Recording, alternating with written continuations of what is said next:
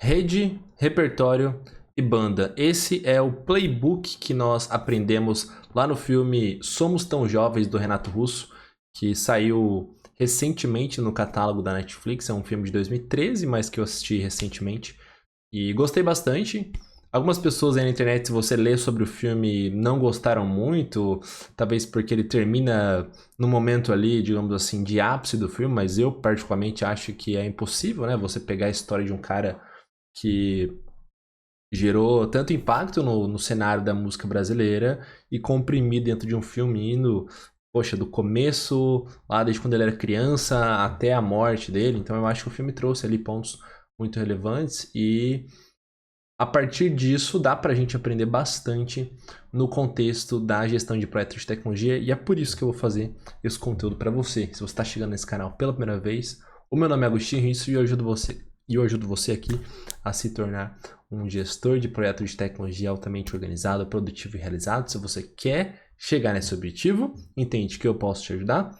Não esquece de se inscrever nesse canal. Se você gostar desse vídeo a qualquer momento, sabe que o seu like é muito relevante, tá? O seu like, o seu comentário, a sua contribuição agrega muito para a gente continuar criando essa sociedade mais próspera, com melhores práticas de gestão, que é exatamente o que os projetos de tecnologia fazem, tá? Então vamos lá para cada um dos 3 aprendizados. Eu fiz esse material de apoio aqui para produzir esse conteúdo para você. Se você quiser esse material, é só você responder o NPS dele aqui na descrição do vídeo, tá bom? Então tem o NPS, você seleciona lá o nome do vídeo e chega para você esse material de apoio, tá bom? Então, o primeiro ponto é, uma rede de apoio forte faz toda a diferença para ascensão profissional. Por que que isso tem relação com o que aconteceu no filme e com o seu contexto, talvez, né? Então, o Renato Russo, ele tinha os seguintes recursos, olha só. Ele tinha um pai com uma carreira internacional e um cargo relevante no Banco do Brasil. Então o filme começa no momento em que o pai dele já tinha voltado do exterior, mas estava trabalhando em Brasília ali. E até por isso que as origens dele são de lá, né? Porque o pai dele tinha um emprego lá no Banco do Brasil. Então ele se beneficiou dessa rede, né, de apoio, que no caso ali são os pais, o contexto profissional do pai, etc. E ele, a partir disso, teve acesso à chance de aprender inglês, porque ele morou fora. Ele conseguia ler livros relevantes de pensadores ali que eram expoentes da época, né? Assim, que eram expoentes até aquela época. Então, inclusive, esses pensadores que motivaram a criação desse nome artístico dele, né?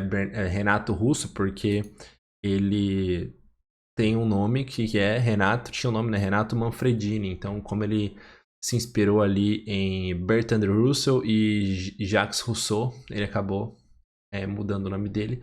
Então ele teve acesso a recursos como chance de aprender inglês, ler livros de pensadores relevantes, falta de necessidade de trabalhar duro desde cedo, então ele não precisava, poxa, trabalhar ali das 6 às 6 ou das 7 às 7, como algumas pessoas às vezes precisam, então ele conseguia se dedicar para se desenvolver.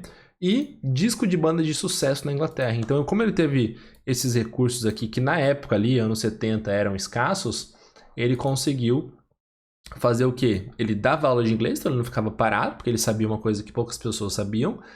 Ele aumentava o seu repertório com esses pensadores, então isso é um ponto importante, né? Ele não ficava simplesmente, digamos assim, eu tenho acesso a esses livros aí por conta do contexto familiar dele, talvez, né? Os pais eram muito cultos e eu vou deixar eles ali. Então, não, ele lia os livros, ampliava a visão dele e importava os estilos musicais, né, que já eram sucesso em mercados relevantes. Então, ele trazia da Inglaterra para cá, não indo lá e comprando, mas como ele tinha a possibilidade de comprar ali no local, né, onde ele morava, ele não necessariamente ia para a Inglaterra, então ele ouvia músicas que muitas pessoas não conheciam e como fazia sucesso na Inglaterra e esse processo de importação cultural sempre foi alguma coisa que o Brasil, ao importar conteúdo, cultura, né, da Europa, dos Estados Unidos, acaba assimilando bem, ele fazia isso e ele tinha um diferencial. E o que isso pode fazer para melhorar o seu contexto de gestor de projetos de tecnologia? Olha, você pode buscar com disciplina conhecimento e competências complementares. Ele não ficava estudando só música, entendeu?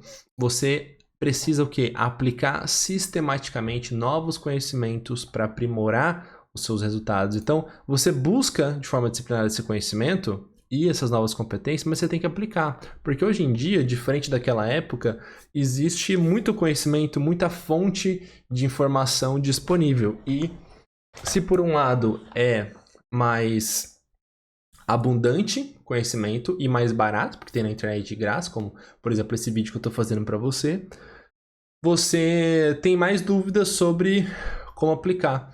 Então, você precisa o quê?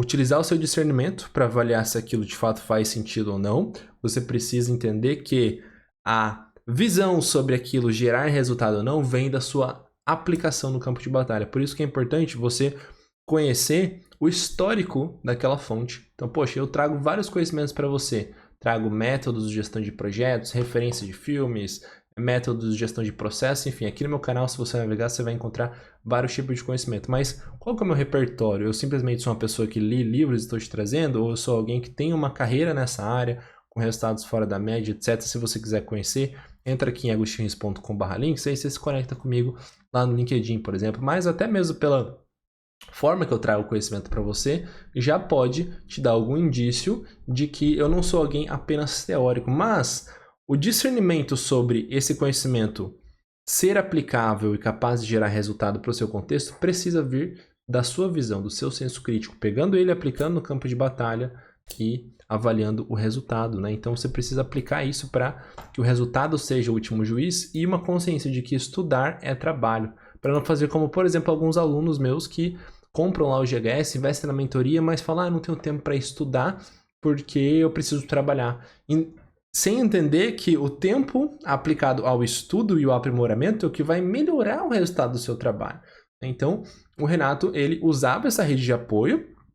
Por quê? Porque ele tinha paz, tinha dinheiro, morava em Brasília, que é uma cidade abundante, e aproveitava isso para se tornar esse profissional fora da média. Será que você está aproveitando o conhecimento disponível, por exemplo, a minha possibilidade de te ajudar, ou diversas outras ao seu redor? Você está simplesmente ignorando esses recursos e num movimento de piloto automático, trabalhando cada vez mais, achando que o empirismo, aí uma hora as coisas vão melhorar, e na verdade não vão. Então, é um ponto de atenção importante, tá? Um outro aprendizado relevante desse filme é: repertório é o que te diferencia da multidão, aumentando a sua geração de impacto. Então, o que aconteceu com o Renato? Ó?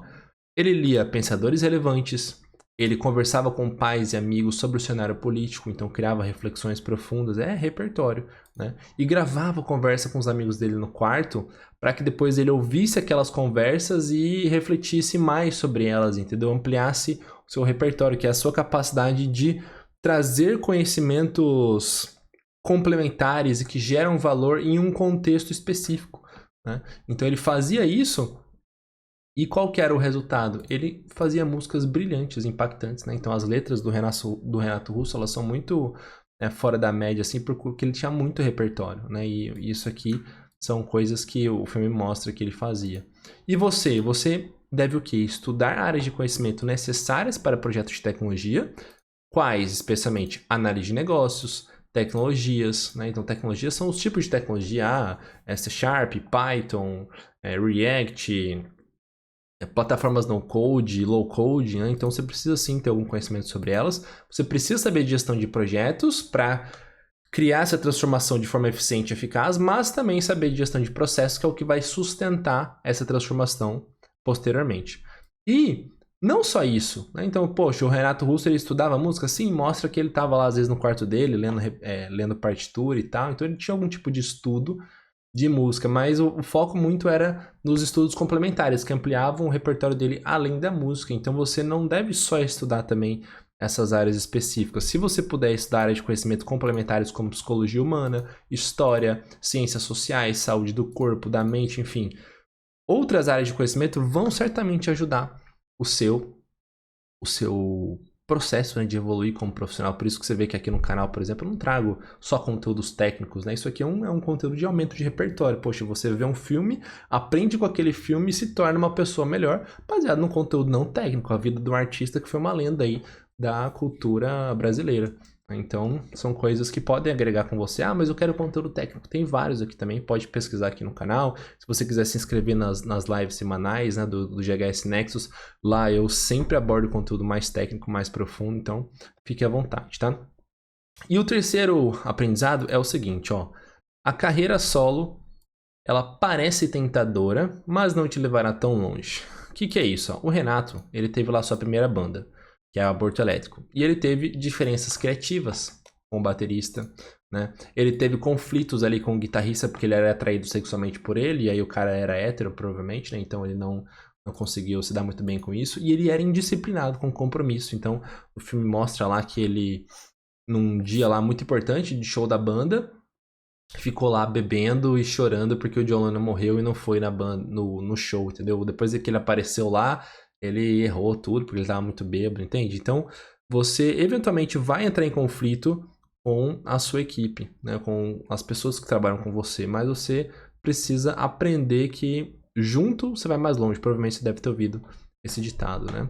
Ele tentou carreira solo depois disso, né? Depois que ele saiu dessa banda, porque ele teve muitos conflitos e ele não deslanchou. Mas ele fez um retorno à sua primeira banda em um momento imprevisível. E foi inclusive um dos momentos mais legais do filme. Por quê?